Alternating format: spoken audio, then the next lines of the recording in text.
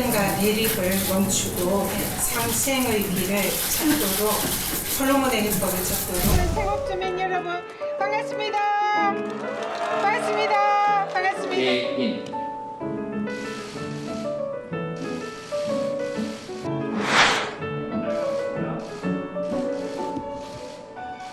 개인 문재인 정부의 대국민 약속 첫 번째가 부정부패 없는 대한민국임을 잘 알고 계실 것입니다. 명실상부한 반부패 컨트롤 타워로서 뼈를 깎는 듯한 반부패 개혁 노력과 적극적 의지를 가져야 합니다.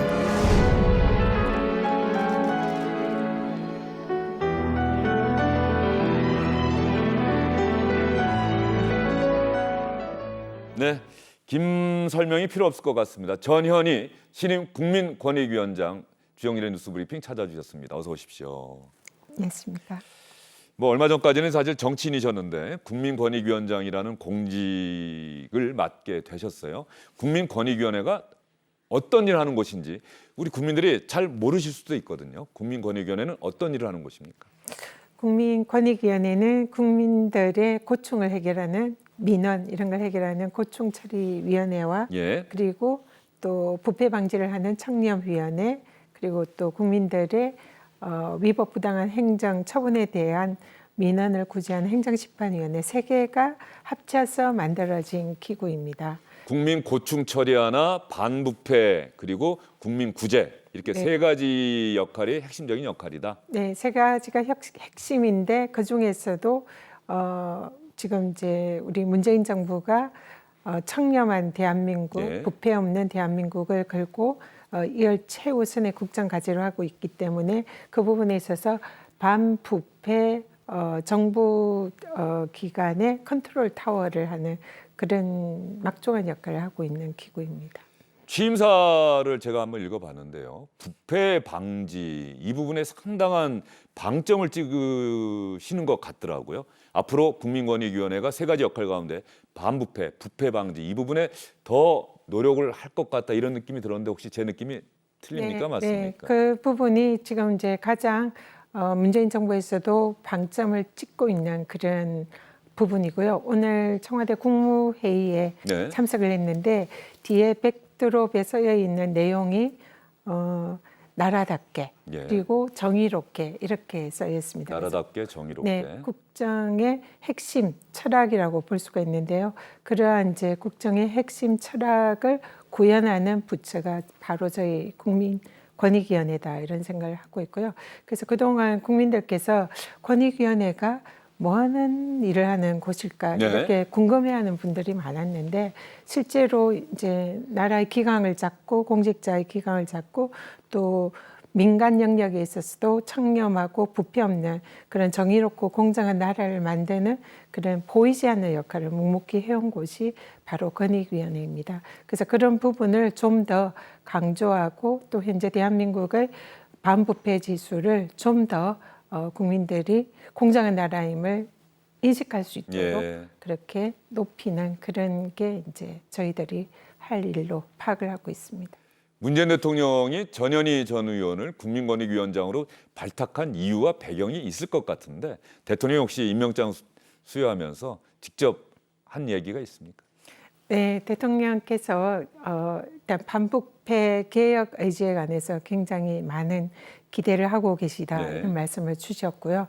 그리고 이제 저를 발탁한 배경은 뭐 임명권자의 뜻은 제가 정확히는 모르겠으나 임명식 때 해주신 말씀이 제가 변호사 시절에 많은 국민들의 권익을 보호하는 공익소송을 한 그것을 잘 알고 계시고 그리고 국회의원 정치인 시절에 택시 카풀 사회적 대타협이라든지 또 가습기 살균제 피해 구제를 하는 그런 이제 대표 입법을 하고 그런 역할을 많이 해주신 것에 대해서 높이 평가하시고 앞으로 권익위원장으로서 국민들의 권익을 구제하고 또 실질적으로 청렴하고 깨끗한 나라를 만드는데 좀 역할을 해주기를 기대한다. 이런 취지로 말씀을 해주셨습니다. 실제로 조금 전에 말씀하신 것처럼 시청자 여러분께서도 그냥 스쳐 지나가듯이 말씀하셨습니다만 그 카풀을 둘러싼 택시업계의 어떤 갈등, 강력한 반발 이런 일을 정치인이 맡는 게 사실은 도전이자 기회이자 동시에 위기일 수 있거든요. 잘못하면 오히려 큰 정치적 타격을 받을 수 있는데 전현희 위원장께서는 그런 역할을 좀 마다하시는 스타일은 아니신 것 같아요. 오히려 도전하시는 스타일 같습니다. 네, 뭐 제가 당시에 택시커플 사회적 대타협의 TF 위원장으로서 그 역할을 맡았는데요. 당시에 일선 택시 기사들이 정부의 정책에 반대하면서 많은 분들이 분신을 한다든지 굉장히 극렬한 반대를 하고 있는 그런 상황이었습니다. 근데 제가 보기에는 더 많은 이런 또 분신과 자살이 이어지고 또 그로 인해서 사회적 혼란이 극단적으로 할 수 있겠다 그런 생각을 했었고요. 그래서 어떻게든 이분들과 또 정부 간에 그리고 4차 산업혁명으로 이루어지는 그런 신산업 간의 갈등을 조절하는 것이 정말 그때 당시에는 절박하고 필요한 일이었다 이런 생각을 했었습니다. 국민권익위원회 취임사 내용은 잠깐 언급을 하셨습니다만 구체적으로 특히 많은 분들이 전현희 위원장이 오면서 국민권익위원회가 완전히 조직이 바뀌는 것 아니냐. 예전 조직과 다르게. 특히 정부가 이미 부패방지 국민권익위원회 이렇게 이름을 바꾸겠다는 안도 국회에 제출을 한 것 같아요. 맞습니까? 네. 지금 이제 현재 그 대통령께서도 강조를 하셨고 또 저에게 맡겨진 역할은 권익위원회가 반부패 그런 기관으로서 제대로 된 컨트롤 타워를 역할을 하고 또 국민들에게 그러한 역할을 인정받는 것이 가장 중요한 목표다 생각을 하고요. 그런 의미에서 국민권익위원회가 그런 부패 방지 기능에 대해서 이름 자체에서 좀 그 부분이 명확하지 않다 이런 지적이 있었고요. 그래서 제가 오기 전에 이미 그 부패 방지 권익위원회로 기관의 이름을 바꾸는 그런 법안이 발의가 돼서 현재 국회에 가 있습니다. 그리고 보다 더 또 권익의 역할을 부패 방지와 또 국민의 고충 처리에 좀 더 역량을 집중하는 그런 방향으로 조직 개편을 현재 준비를 하고 있는 중입니다.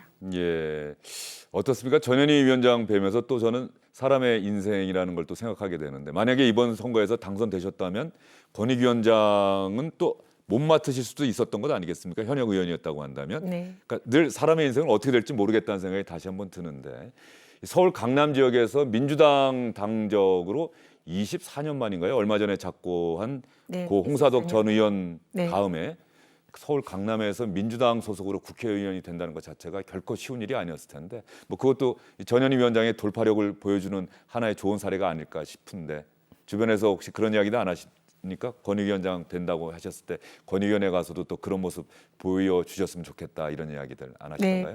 앵커님께서 지적을 하신 것처럼 제가 그동안 인생을 걸어오면서 늘 남들이 하지 않고 또 불가능하다 그렇게 말하는 그런 길을 걸어왔던 것 같습니다. 제가 치과의사로서 변호사로 사법고시에 도전할 때도 그런 말씀을 드렸고요. 또 정치인으로서 또 강남에 도전할 때 대부분 불가능이다. 당선 가능성이 0%도 없다. 이런 말씀들을 많이 하셨는데 그 난관을 또 돌파를 했었습니다. 그래서 이번에 국민권익위원장으로서 사실상 뭐 쉽지 않은 그런 난관들이 많이 앞으로 닥칠 거다 생각을 하고요. 그렇지만 이런 부분에 있어서 대한민국의 또 청렴도를 높이고 또 대한민국이 그야말로 부패하지 않은 청렴하고 공정한 정의로운 나라다. 이런 자리매김을 하는데 제가 할 수 있는 역할 최선을 다하겠다. 이런 다짐을 하고 있습니다. 부패 방지라고 하면은 원래는 수사기관도 그 일을 하는 것 아니겠습니까? 네, 그렇습니다. 그 이제 발족을 앞둔 공수처도 고위공직자 비리 수사처 즉 부패 방지란 말이죠. 수사기관 검찰이나 공수처, 경찰 이런 것과 국민권익위원회의 부패 방지 역할은 구체적으로 어떻게 다를까요? 네, 지금 이제 국회에서 공수처법이 통과가 돼서 지금 공수처 출범을 앞두고 있는데요. 공수처는 이런 이제 부패 행위라든지 고위공직자의 이런 여러 가지 이제 범죄 행위가 발생했을 때 사후에 조사하고 처벌을 할 수 있도록 기소하는 그런 역할을 맡는 곳입니다. 그런데 국민권익위원회는 실질적으로 국민들께서 그리고 또 사회 각계 영역에서 반부패 행위에 대한 그런 신고와 공익 이런 민원을 많이 접수를 하게 됩니다. 그러면 국민권익위에서 고위공직자의 부패나 이런 여러 가지 공수처의 수사 범위에 해당하는 것을 저희들이 우선 접수하게 될 가능성이 높고요. 예. 그래서 거기에서 저희들이 판단해서 공수처의 수사 대상이 된다고 판단할 때는 수사를 이관을 할 수도 있고 또 그 부분에 있어서 공수처와 여러 가지로 협조를 할 수 있는 그런 관계인 것 같습니다. 그래서 공수처는 사후 통제 기관이라고 볼 수가 있고 예. 권익위는 사전 예방의 역할을 맡는다 이렇게 보면 될 것 같고요. 그리고 일단 고위공직자들의 부패에 대해서 제도 개선이라든지 또 어떤 평가에 관한 이런 지침 기준을 마련해서 그런 부패행위가 발생하지 않는 사전에 통제하는 그런 기관으로 보시면 될 것 같습니다. 예. 국민권익위원회 하면은 많은 분들은 아마 김영란법 이른바 네. 김영란법을 떠올리실 것 같은데 김영란법 제정 당시에도 생각해 보면 이 토론 논쟁이 있었지 않습니까? 네, 네. 자, 부패 방지 위해서는 이 김영란법 이른바 뭐 3만, 5만, 10만 그 당시에 처음엔 그런 기준이 있었는데 이 기준이 오히려 화훼농가, 뭐 축산농가, 과수농가, 선물 같은 경우를 제한하다 보니까 오히려 그분들을 더 어렵게 하는 것 아니냐는 또 반론도 있었고 이런 치열한 논쟁 끝에 김영란법은 만들어졌는데 뭐 김영란법의 이른바 기준 같은 것을 좀 변경하는 거를 앞으로 한번 검토해 보겠다거나 뭐 내부에서 보고도 받으셨을 거고 설명도 들으셨을 텐데 뭐 그런 구상은 좀 있으십니까? 어떻습니까? 김영란법이 맨 처음에 이제 만들어졌을 때 좀 좋아하는 분들도 계셨지만 예. 상당히 많은 반론과 우려도 있었다고 생각합니다. 근데 지금 이제 현재 김영란법에 관해서 국민들의 88% 공직자의 97%가 좋은 법이다. 예. 그래서 우리 대한민국의 공직자 기관과 사회 청렴도를 높이는데 매우 중요한 역할을 했다. 이렇게 평가를 하고 있습니다. 그래서 제 개인적인 생각으로는 지금 현재 김영란법의 그런 기준을 아직은 좀 더 그대로 유지하는 게 바람직하지 않나 이런 생각은 하고 있는데 예. 그렇지만 지금 이제 코로나 상황에서 또 많은 자영업자나 소상공인들 또 음식점을 운영하시는 분들이 힘들어하시고 또 농어민 여러분들께서도 많이 힘들어하셔서 경제부처 중심으로 좀 김영란법을 약간 기준을 상향 조정하는 게 필요하지 않겠느냐 이런 지적을 하고 있는 걸로 알고 있습니다. 그래서 이 부분에 관해서는 좀 더 관계부처와 또 국민들의 여론을 수렴해서 어느 것이 우리 사회의 가장 올바른 방향인지 이런 부분을 앞으로 점검하도록 하겠습니다. 네, 김영란법의 이른바 그 기준을 뭐 상향을 해야 된다는 경제부처의 의견도 있으니 네. 앞으로 한번 관계부처 협의를 해서 검토를 한번 해보도록 하겠다. 네. 또 자칫 기자들이 잘못 오해해서 네. 상향 또 이렇게 쓰면 안 상향은 되니까. 아니고 예. 제 개인적으로는 현행 유지가 바람직하다 이렇게 생각합니다. 전현희 위원장님 나오신다 그래서 제가 이렇게 검색하다 보니까 책을 쓰셨는데 살아가는 동안 지치지 않도록 그런데 네. 저는 이 글이 참 좋네요. 포기하지 말 것, 내 손 놓지 않을 것, 어둠은 지나갈 테니 지금 절망하지 말 것. 이게 전현희 위원장께서 살아가면서 늘 자신에게 거는 주문 같은 원칙 네. 같은 겁니까? 네, 제가 정치인을 생각도 하지 못했는데 국회의원이 됐었고요. 또 오늘 이 자리에 왔는데 제가 공직자로서 또 국민들의 세금으로 이렇게 살아가는 그런 또 그런 역할을 하면서 늘 생각했던 것이 제가 어떻게 살아갈까 이런 고민들을 많이 했습니다. 예. 그래서 항상 사회적 약자들과 어려운 분들에게 제가 가진 역량이 있으면 써야 되고 그분들을 위해서 제 손을 이렇게 내드려야 되고 보호해드려야 된다 그런 생각을 가지고 있는 그런 이제 내용을 책으로 쓴 건데요. 우연히 제가 국민권익위원장이라는 자리가 바로 그런 일을 예. 국민의 세금으로 하는 그런 자리가 아닌가. 그래서 정말로 막중하고 또 큰 자리에 앉았구나. 그래서 이런 제가 그동안 생각하고 제 소신으로 했던 것을 이 자리에 앉아서 국민들에게 돌려주고 그런 역할을 해야 되겠다. 그래서 요즘 매일매일이 감사하고 감동이고 또 책임감을 느끼는 그런 생활을 하고 있습니다. 네, 뭐 당연히 책 제목대로 전현희 위원장께서는 지치지 않으실 걸로 믿습니다. 그리고 국민권익위원회가 정말로 국민을 위한 새로운 부패방지권익위원회로 또 이름이 바뀔 수도 있겠습니다만 그런 국민권익위원회로 거듭날 수 있기를 주영진의 뉴스브리핑에서도 응원하고 기대하도록 하겠습니다. 오늘 말씀 잘 들었습니다. 감사합니다.